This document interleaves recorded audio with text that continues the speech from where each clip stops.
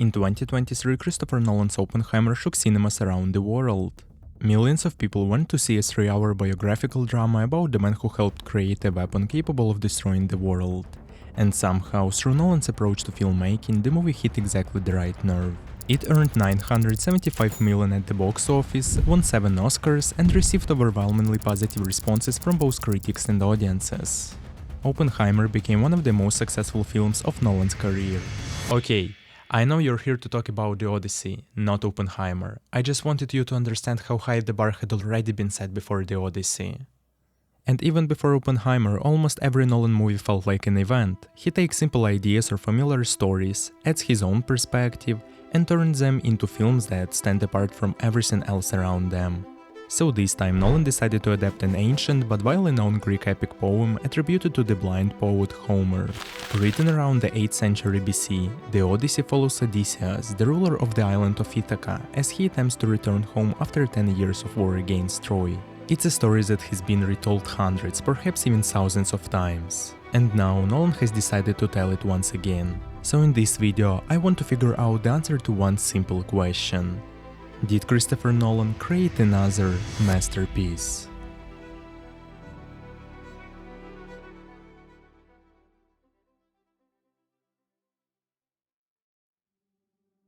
To be honest, I didn't even know Nolan was working on an adaptation of the Odyssey. I only found out a few months before its release, when the casting became a major topic of discussion online. Even Elon Musk had the chance to leave his thoughts about it. The two biggest concerns people seemed to have were, first, the possibility of a black actress playing Helen, which honestly didn't bother me at all. The second concern was a rumor that Elliot Page might play Achilles.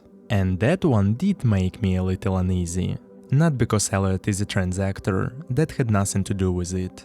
The problem was that he's 5'1", which, doesn't exactly match the image most people have of a legendary, seemingly unbeatable warrior. Thankfully, it turned out to be nothing more than a rumor.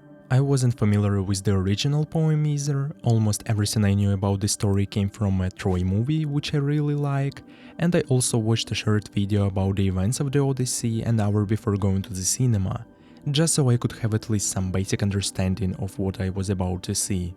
I'm telling you this so you understand the mindset I had going into the movie. I was skeptical.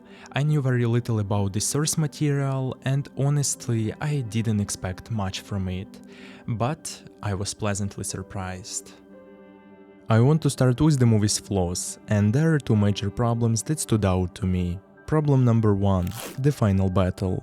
To me it looked unintentionally hilarious. Dozens of men somehow fail to overpower Odysseus, even though he's fighting them almost entirely on his own. Yes, he has a bow, while his enemies are unarmed, but come on, it's a bow, not a machine gun. Had he been holding a machine gun, I would have had no questions, but this is the Bronze Age, so unfortunately for him, he still has to rely on arrows. This is one of the parts of the original story that in my opinion should have been changed for the adaptation. The scene in which Odysseus fights Penelope's suitors simply looked too ridiculous to me. Some people might say, come on, it's an adaptation of an ancient epic poem, it doesn't have to be realistic. But I don't think that argument completely solves the problem. Odysseus is clearly a far more capable warrior than an ordinary man, but he is not on the same level as Achilles or Ajax, who in my opinion might actually have stood a chance in a fight like this. Nolan could have shown Odysseus killing some of the suitors himself while defeating the rest through a clever strategy or some kind of a trap. After all, Odysseus' greatest weapon has always been his mind, not his sword. Remember, this is the man who came up with the plan that brought down Troy. The Trojan horse was his idea, so I believe the movie should have used both his strengths and his intelligence when dealing with Penelope's suitors. The second problem is how rushed Odysseus' journey feels. And yes, I understand how strange it sounds to say that the main problem with the movie about Odysseus' journey is the journey itself, but let me explain. Despite the movie being 3 hours long, that still doesn't feel like enough time to properly show the enormous scale of Odysseus' adventure, and I don't necessarily blame Nolan for that. I believe he did everything he could to help every viewer understand what was happening, even those who were unfamiliar with the events of the Trojan War. That's an achievement in itself, considering that in many Nolan movies you can spend most of the runtime trying to understand what is happening until everything finally comes together near the end. But as I said, even a movie this long is still too short for a story of this scale. Several times I caught myself thinking that Odysseus' journey was moving far too quickly. Take his encounter with the Laestrygonians, for example. After looking it up online, I found out that in the poem, members of Odysseus' crew actually communicate with the Laestrygonians before the attack begins. More specifically, some of them speak to the daughter and the wife of the Laestrygonian king. In the movie, however, this is the only communication we see between the humans and the Laestrygonians. It's okay. No. After that, they simply start killing people without saying another word. I believe the best way to adapt a story like the Odyssey would be through a television series. A short season of 6 or perhaps 8 episodes would have been a better format, giving the story more room to breathe and preventing so many important events from feeling rushed. But you know what? The problem I was just talking about starts to make much less sense once you remind yourself that this is a Christopher Nolan movie. Almost any other director would have made a film primarily about Odysseus' adventures on his journey home, but that isn't what Nolan's movie is really about. If you are familiar with Christopher Nolan's work, you know that his films are rarely about what they first appear to be about. Memento isn't really about solving a mystery, it's about the fragility of human identity and the lies we tell ourselves in order to keep living. Inception isn't really about a heist inside the dream, it's about grief, guilt, and the difficulty of letting go. The dream world becomes a way to escape reality and bury trauma in the deepest layers of the subconscious. Interstellar isn't simply a science fiction movie about black holes and space travel, it's a story about parental love and the connection between generations that proves stronger than gravity and time. And Oppenheimer isn't merely a biography of a genius, it's an exploration of creator's responsibility for the consequences of his work and the destructive power of human pride. In the same way, the Odyssey isn't really about the adventures Odysseus experiences on his way home, it's about the horrors of war.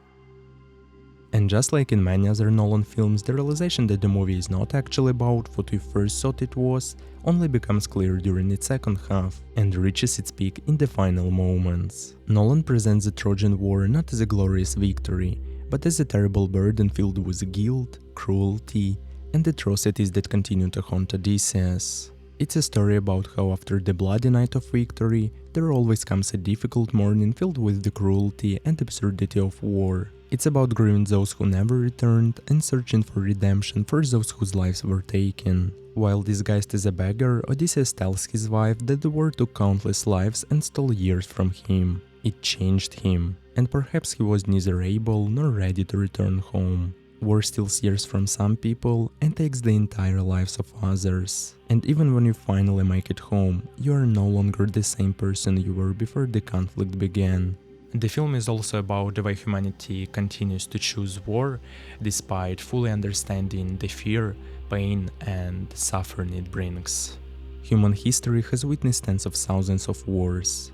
The Trojan War, the conquest of Genghis Khan, the Crusades, the First World War, the Second World War.